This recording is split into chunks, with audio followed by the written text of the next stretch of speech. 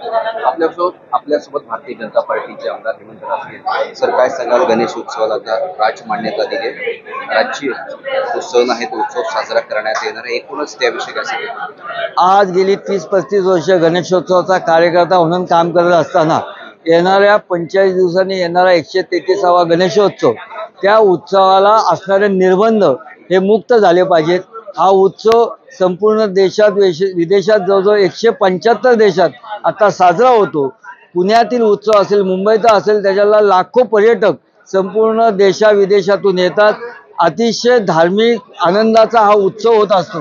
याच्यात असणारे काही निर्बंध हे मुक्त केले पाहिजेत. 24 तास हा उत्सव झाला पाहिजे. याच्याकरता आवश्यक प्रशासकीय यंत्रणा या उभ्या केल्या पाहिजे. G20 सारखं, पंढरपूर सारखं त्याचं नियोजन झालं पाहिजे.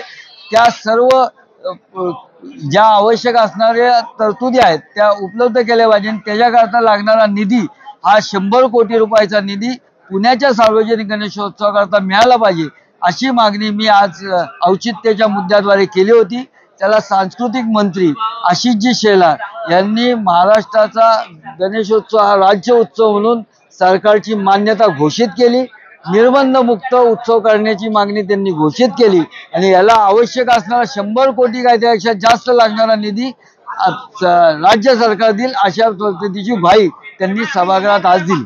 एकूण किती मंडळे या गणेश उत्सवामध्ये सहभागी असतील आणि ज्यांना सहभागी व्हायचं असेल तर त्याची काय पूर्तता त्या मंडळाने कागदपत्राची कशी करावी, काही नोंद वगैरे असेल? नाही, उत्सव हा प्रत्येक मंडळ त्याच्या पद्धतीने साजरा करतो.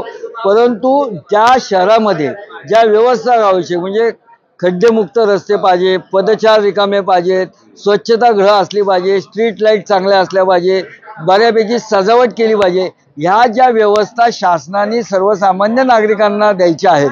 मंडळ तर त्यांचा उत्सव त्यांच्या पद्धतीने साजरा करतात.